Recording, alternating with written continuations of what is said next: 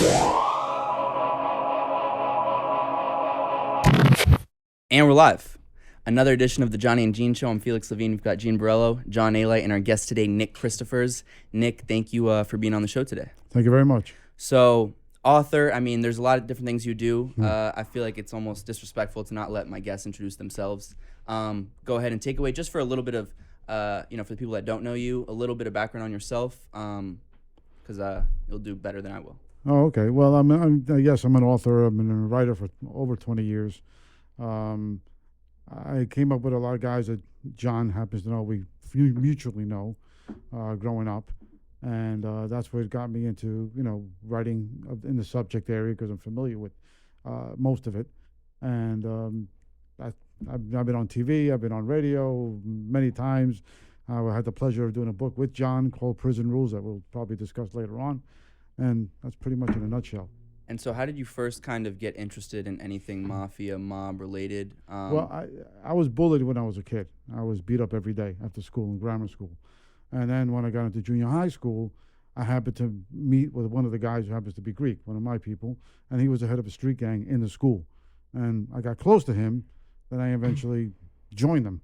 And everybody that picked on me in elementary school, I jumped in junior high school. And I got suspended 5 times in the meantime. But then that's what got me into, hanging out with guys like this. A lot of the wise guys used to come to my dad's cafe, like Vic Arena and all them, and I got close to them. I knew them, got very friendly. And that's what kind of got me into that mode of knowing these people and knowing this kind of stuff. And later on, I began writing about it. And so what was the first, your first time you heard anything about this guy over here? We all know his violent past, what he was. A lot tout him as one of the most violent people of that era. Yes, but for you, what was the first time you had heard about him, and then kind of his reputation, at least back in those days? Well, in those days, I heard of him. I heard his name many times from different individuals, especially one of the Arena Boys.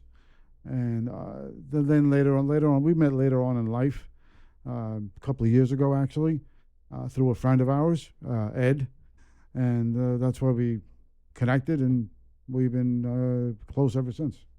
So what was it like? You can even talk about it too, the process of writing Gotti's Rules. You guys co-authored it together. Who approached who to start it, and then what was the writing process like? Well, Gotti's Rules was by George Anastasia. Right. We wrote Prison Rules. Prison Rules. When Nick got in touch with me through some articles, some magazine articles were written about me. He was doing magazines. He used to do a magazine called Mob Candy. And we had a discussion about the Arenas. Who he's talking about was one of the bosses of the Colombo family that were very familiar with me. And he's seen that I was on the path of trying to help a lot of kids. I was doing a lot of talks at colleges, high schools, juvenile centers around not just New York, New Jersey, Philadelphia, out of the country also. And he said, would you be interested going on a bigger scale into a book called Prison Rules, where we can talk to kids about the pitfalls and adults of the violence that you committed and not to commit it, and how do you restrain yourself? And we expanded on it. We sat, we met, and we developed a book together, and we thought it would be a good idea, obviously, to put that out to help some people that are in trouble with crime. And what was the biggest thing that you learned from co-writing Prison Rules with John? I learned a lot about prison that I didn't know about, and it blew my mind. John actually had the idea of doing it, whereas to educate and influence the younger generation, men and women, that street life is not the way to go. And that's what the book is really about. It's catered to that audience. Learning about what his life was like in this prisons, especially in Brazil, that completely blew my mind. It was something that was basically eye-opening. And we talk about it in some other episodes, but for you, Gene, in your experiences, I'm also kind of curious as to when you first got in, maybe the misconceptions that you thought prison would be like that it then turned out not to be, because I think I could imagine for anybody that goes in, you might think it's one way, it might be a little bit different. For you going in, maybe the first time when you were younger, what was that kind of first experience like? Well, I was going to Rikers Island, so I knew it was going to be a hellhole. I just didn't know it was going to be that bad. You know, I knew it was gonna be bad. I just didn't know it was gonna be that bad. You know what I mean? So it was a lot worse than I thought. Uh, for me, when I got up north, it was actually a little better. People came together more. You know what I mean? But Rikers Island was total chaos. So for anyone that thinks that it's not that bad. It's not Brazil, obviously. That's a third world country. You know, anything goes. Rikers Island is pretty much anything goes, but not people's heads getting chopped off and stuff like that. But, you know, stabbings and cuttings and beatings every day. So for any kid that doesn't know what they're going into, they're walking into a war zone, you know? And that's exactly what happened. I walked into a war zone. That's what it was. Did you feel ever really protected? I mean, what was that daily Well, basis? I'm going to name it like this. First off, we're white. Okay, when you go in and you're white, right away you're a target. Okay, but I was Italian, so my accent kind of, they kind of like Italian people, whatever. But when you're white, you get targeted right away.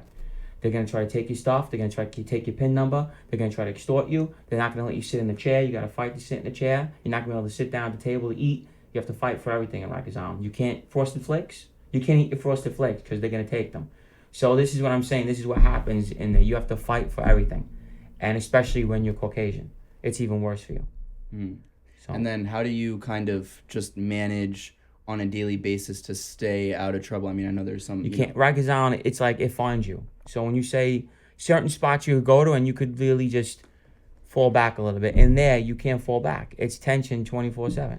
And John, we talked about that kind of power structure of when you're in a prison. I mean, I know that some people are probably viewed a certain way. You probably had your own reputation. Will you talk about, if there is kind of a different power structure, power dynamic, and where you kind of fell during the various prison stints that you had? Well, I think what me and Nick were talking about with prison rules, or what Gene's talking about, the biggest thing that people got to understand, anybody going to any county jail, any prison, any state facility, is it's intimidating, especially when it's your first time through the box. When you don't know the system, everything's unknown to you, you're going to be tried on a regular basis, like he said. So you got to kind of navigate yourself through the problems. And then you also got to navigate how violent you're going to be. You got to remember something. You got guys in there doing 20 and 30 and 40 years. And then you got guys what we call skid bids are doing 2 years. So you're not going to want to take it to the level that these other guys are, but you're also not going to want to let them take advantages. So there's, in the book, Prison Rules, it discusses all these techniques of how to kind of navigate yourself through it. And, I think Nick did a good job of, showing that throughout the book on how we do that, because it's a complicated situation when you're in prison. Are there some, not to give away the whole book, but some smaller techniques or previews that you could give to people who haven't read Prison Rules on some of those techniques that you use to navigate the whole prison system and daily survival? Yeah, here's a major thing, because what Gene said. Commissary comes around, most young guys that never been to prison, or naive men, women, they go out and they spend whatever your limit is at the jail, the facility at, whether it's 100 to 300, usually around 300 mark. So they'll go out and they'll buy everything. You're the first guy they're going to rob. They're going to come in, they're going to test you. So what you do is when you first go to prison, you buy your essentials, maybe $10, $15 worth of your cosmetics that you need to stay for your hygiene, and that's it, until you know your way around the facility. And then you can go step up and spend 100 or 200. But you got to feel your way around, see who you know, see if you meet a guy like myself that is going to come in and not target you, is going to pull you in and try to be, especially when the younger guys come in, because, we all got kids. As you're getting older, when the young guys come in, you try to pull them in and take care of them. You try to teach them the ropes.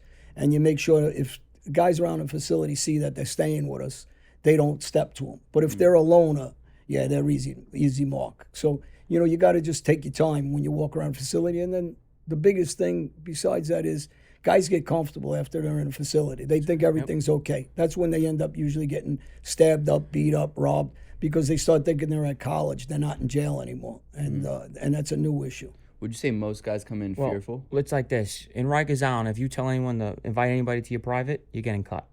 If you say anything with that words, in jail, it's all about respect, too. Like, if you bump into somebody and don't say, excuse me, I seen a guy get cut over that. He came back, says, why don't you say excuse me to me? And they got into it. Everything's about respect, because you got to understand something. These guys are so upset and mad. They're facing a ton of time. They got no one looking out for them. They're looking for anything. They're looking for trouble. So it's all about respect, the little things. It's the littlest things that are putting you into a war in there. you didn't wipe the phone down after you used it, or something ridiculous where they're coming up to you with a knife or a weapon, because it's all about respect in there. That's how it is. And do you think most people go into those jails fearful or intimidated? Well, like I said, Rikers Island is all gangs. So it's all Bloods, Crips, it's all gang members. So when they go in there, usually, a lot of times they're with their other gangs. Guys like me, they ain't with gangs. Mafia, we're not in Rikers Island, we're in the feds. So I'm by myself. So of course you're going to be nervous. You don't know what you're walking into. You know what I mean? You walk into a house, you got to just, like he said, you go small the first week, you observe, you watch everything. You see who's who, what's going on. There's slot time on the phone. You can't get on the phone anytime you want. You touch that phone at a certain time, you're going to get jumped. So it's like, you like you said, you have to watch and observe and see who's who and sit back and feel the house out. Now, Nick, is there something in writing Prison Rules that you learned about prison that you had no idea about, or some big revelation that working with John kind of brought to the surface? Yeah, certain things he pointed out that you gotta be aware of while you're in prison. I mean, the whole thing was an experience for me in general. I mean, I was only arrested once. Thank God I never went to prison. But just being in the cell alone woke me up not to go down that path. Plus, my father had a lot to do with it. He was a great father and guided me in the right way. But the thing that was interesting about the book was, because I heard a lot from other guys prior to meeting John, other friends of mine that we did time, but there's a lot of things they didn't tell me that he told me. Things like, you don't gamble in prison, bad idea. Certain things that respect, like what Gene was saying, like when you're in the mess hall, when you're ready to leave, you tap on the table to let everybody know you're leaving. Now, do you know why they do that?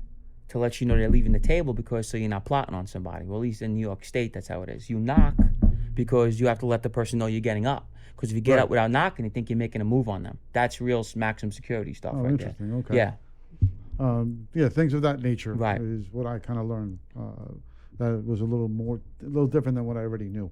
Gotcha. Now, will you kind of, because you were around during that time to know about John and his kind of everything he was doing in his violent past, will you put into perspective for maybe like the younger generation or people who aren't really familiar with what it was like during that period, put in perspective John's place within the mafia and his role and his notoriety, I guess?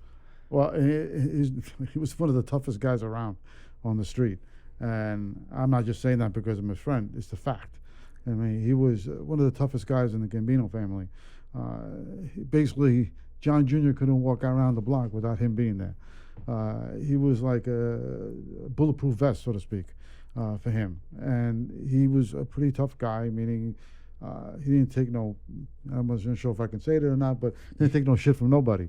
And if something had to get done, he had no qualms about taking a bat or anything that was necessary to protect whatever he needed within the family.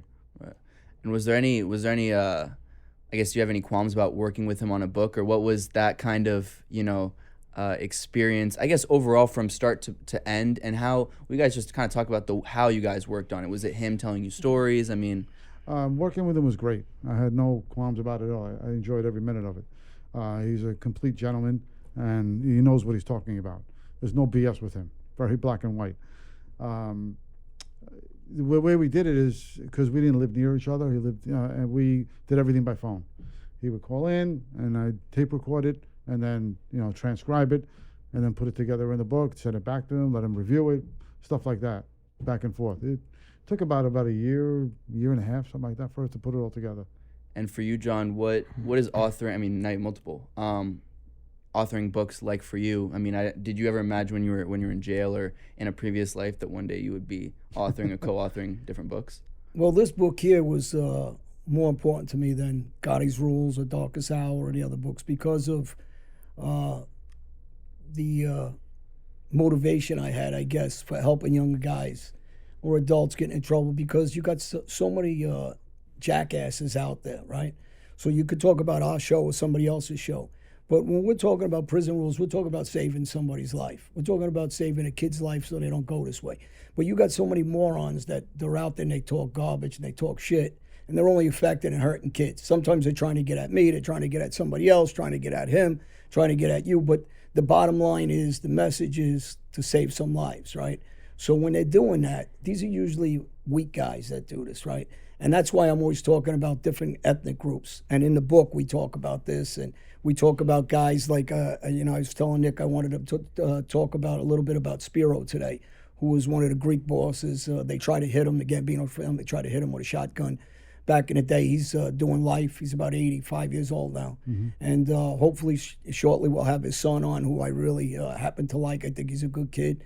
And we're going to talk about how this life destroys structure of families and some of the real things that we discuss in the book that people really don't want to discuss, because you got cowards out there, especially in this day and age, with telephones and computers, and they type away and they make comments, and they're only hurting those kids. They're such cowards that they don't even have, they got audacity. I really want to know who their fathers are, not even them, that they're trying to hurt kids' lives by, feeding into the bullshit of the street when they don't know nothing about the street, really. They're just big mouths that type away. So the book really tries to authenticate what the street's about, and the adversity of the street, and the treachery, and the real, that people that may get in trouble or find themselves in some trouble, it helps them to get out of trouble or survive through these jails.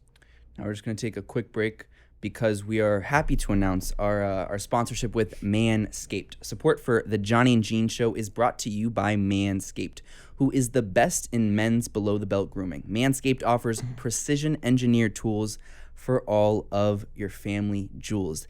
They just redesigned the electric trimmer. The Manscaped engineering team has spent 18 months perfecting the greatest ball hair trimmer ever created, and just released the new and improved Lawn Mower 3.0. Their third-generation trimmer features a cutting-edge ceramic blade to reduce manscaping accidents.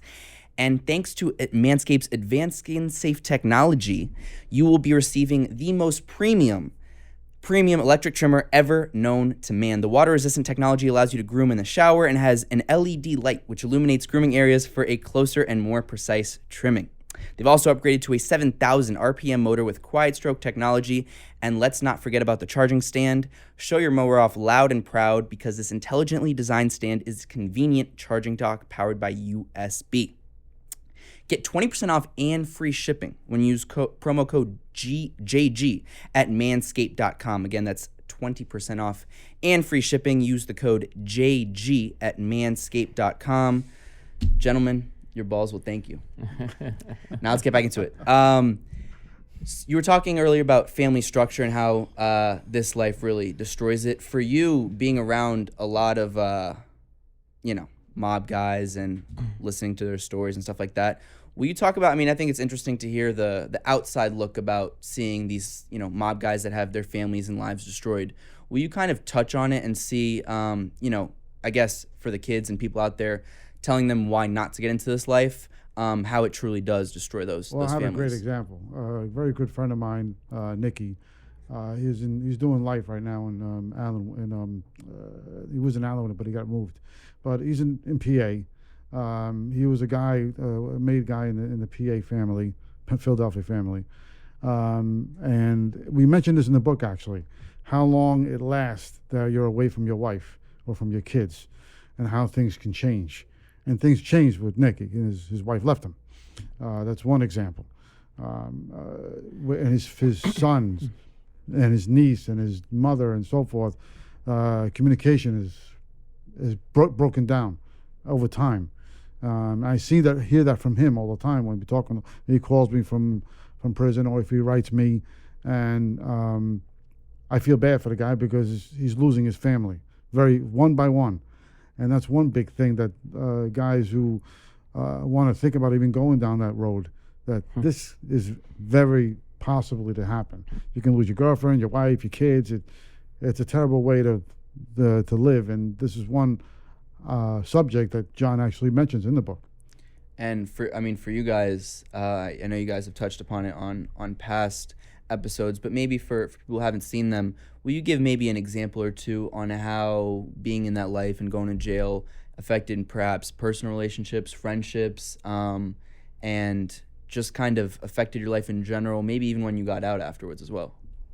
Well, I don't think it's just, obviously, I can relate it to myself, but it's not just me. It's everybody that goes to prison. You lose the ties and relationship to your family. That's one of the things why I'm always talking about different things, hopefully, that I'm working on, prison reforms. with 2-to-1 good days you get, and you can get out early release programs, different things to implement you back into society. But while you're away, it's impossible to maintain a family relationship with your children, with your spouse, with your girlfriend. If it's a girl, her remaining friendships or relationships with a boyfriend or husband, because of the proximity, number one, to where people have to go to work, they don't have time. Kids are involved in their own lives, sports, activities with school. So it's not conducive to having any kind of real relationship. So, you're going to lose the family, and the kids are going to lose the family values of having a parent. And it's just a breakdown in the system. And that's why it needs a lot of change, so that people can have some sort of relationship, because it's impossible to maintain from all these impossible standards that are put in place, that you can't have a family relationship. And by the phone, it doesn't work. And as the kids get older, there's issues. And if your kids are sick and you're not there, there's animosity you're not there through anything in their life. And rightfully so, they're going to have animosity, because they just, they're hurting inside. And when they're kids, they can't communicate their feelings as you get older. And it comes out in a negative way as they get older. And for Eugene? He's so right. But the thing for me is I did over 10 years in prison, right? And I did about 4 years of it in Rikers Island, right? You only get 21 minutes every 6 hours on the phone. How can you actually keep a relationship with somebody or your kids or anything with 21 minutes every 6 hours? For them to come visit you, it takes them about 6 hours to get in, and they only could stay for 1 hour. So when you go to jail, you lose connection with everybody. 9 out of 10 times you're gonna lose your girlfriend. Your kids are gonna start to resent you, or not speak to you no more. It depends on if you have a good family or support system. Like I had a good mom. If I didn't, I would have had nothing in jail. So it's like when you go in there, all these friends, all these people that are supposed to be by your side, they disappear, because an old timer once told me, he goes, Gene, nobody cares. Except for the main people you have in your life, your mom, your dad, or whatever, nobody cares. When you go away, you're just another number that said, oh yeah, he got 10 years, who gives a shit about him? And that's how it usually happens. So most of the time, you're going to lose your girlfriend, you're going to lose everybody you care about. And that's usually the ending for everybody. You might get 1% or 2% that they stay around, but it's rare. And how do you guys mentally stay, sane, knowing that, your relationships are destroyed? And you had kids when you were in jail, that, your kids were without their dad for a while. What is that like? Well, here's what I'm talking about, these fake tough guys that are on the street typing away. The truth is, and I know some serious killers, I'm not talking about myself as a violent guy, I'm talking about other guys now. I watch guys break down and cry, and that's the pain of jail. Being locked up in jail isn't the part about being locked up in jail. I think most guys in the street can accept that part and deal with that part. But the pain comes with the financial burden on your family when they're suffering. Nobody has money. They're running all over the street. They don't have a house to live in, an apartment to live in. You're watching this from the inside. It's killing you. At the same time, your family's so angry at you. So that's the part, like when people are talking, you got to talk honest so these kids and these young adults see the pain of the crying that you do. When people act like they weren't crying, they're so full of shit. I'm not talking about physical pains, nothing. I've been stabbed up, I've been shot. I go over this all the time when people say, well, he hurt a lot of guys. And I got hurt a lot. I got battered. That's the easy pain. We all can accept physical pain. That goes away after a while. You get hurt and that's it. But when you got mental pain, that's the part that, when Nick goes to visit, and he went up, and I brought up Spiro earlier, Greek boss, tough guy, gentleman, family guy, destroyed his own family too because of this. And Nick could tell you when he goes to visit, these visits, like he said, it takes hours to get in. But how about some of these trips? You got to go 8 hours, 10 hours out of state. It's not feasible for a family financially or any otherwise. And Nick could tell you, right, Nick? You went to these places, you visited Spiro. You know what he said to you. Yeah, well, I visited Spiro and Nicky. They were both in PA. Nick, it was one of the worst feelings for me. I know on a Friday, Saturday night, like when you get ready to go out, you get ready, 8, 9 o'clock? We're laying down, locking in for the night. And that used to kill me. Lay down, everybody's out having fun, everybody's doing your thing, and you're going to bed at 9 o'clock with your fucking lights out. And I used to be like, damn, what the hell did I do to myself? So you just sit in that cell when it locks and you're just sick to your stomach. I don't care who you are. You know, that it's the same feeling you're going to get. Damn, man, we're going to bed at 9 o'clock. I'm a grown man. Well, You know you what I can mean? think about Valentine's Day. Yeah. Or Right. New Anything. Year's Eve, Anything. Christmas How- Eve, anything. Your son's christening, Yeah. graduation for your kids. I mean, I go through all the holidays that people don't understand the pain. So that's why it infuriates me, not personally, when these morons are writing when you're trying to get a message across to children out in the streets. Now, to wrap things up, Nick, will you kind of, because again, we're trying to stick to this message, I guess, in the end of, and everything that we've been talking about today is really on par with telling kids and grown men too and women to stay away from the life. You've seen it more from the outside looking in. Will you just, I guess, kind of tell people, now that you've been around for a long time around people that have had their lives destroyed, been in jail, I guess the big lesson on, and maybe a way in which you can advise people to stay out of trouble and stay away from this life? Well, I forgot to mention earlier, I even had a more personal experience. My uncle went away for 8 years, and my cousin went away for 2 years. So it was even closer to home, actually, for me, which I didn't mention earlier. And when he went away for 8 years, it was kind of weird not seeing my uncle anymore at any weddings, christenings, blah, blah, everything, you name it. His kids, his grandkids, he didn't see even his grandkids even born until they came home. And he told me of his experience. I asked him, I go, what was it like? Not being able to be here for your kids, your grandkids. It tore him up. Forget about it. He didn't even look like the same guy when he came out. He looked different. It showed in his face, the emotion, the mental drain that John was talking about.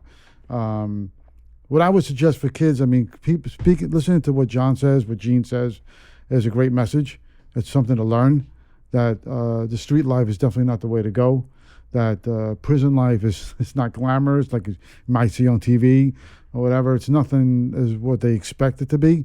It's definitely a very disheartening situation where it destroys everything around you, family, and whatever that you had at one time that was pure has now turned to nothing. You know what kids got to think, Felix, is any person that's ever shot me, hurt me, battered me, stabbed me, I either killed, shot, stabbed, I just completely brutalized them.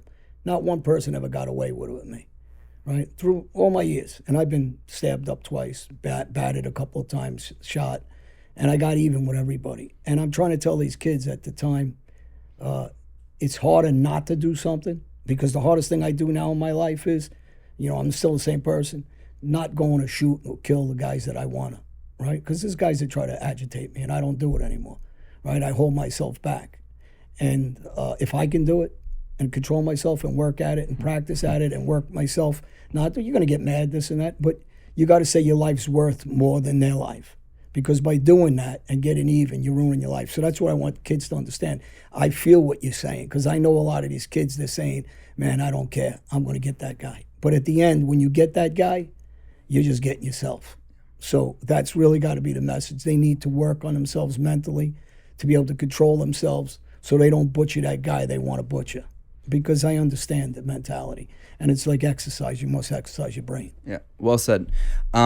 Nick, thank you so much for coming on the show today. People can find your work at nickchristofers.org, I believe. Correct. You've got your book with John, Prisons Rules, and a whole lot of other content that they can find, photos, artwork. All your books are up there. Is there anything else that you want to tell the masses? Well, no, it's great being here. It was a pleasure working with John. Prison Rules is a great book to have. It's a good educational tool for any young kid or for any parent that has a kid in prison. It's a great assistance for them, and John's a great guy for them to reach out to for any kind of advice. Perfect. Thank you so much. Thank you, Nick. All right. Thank you, Nick. Perfect.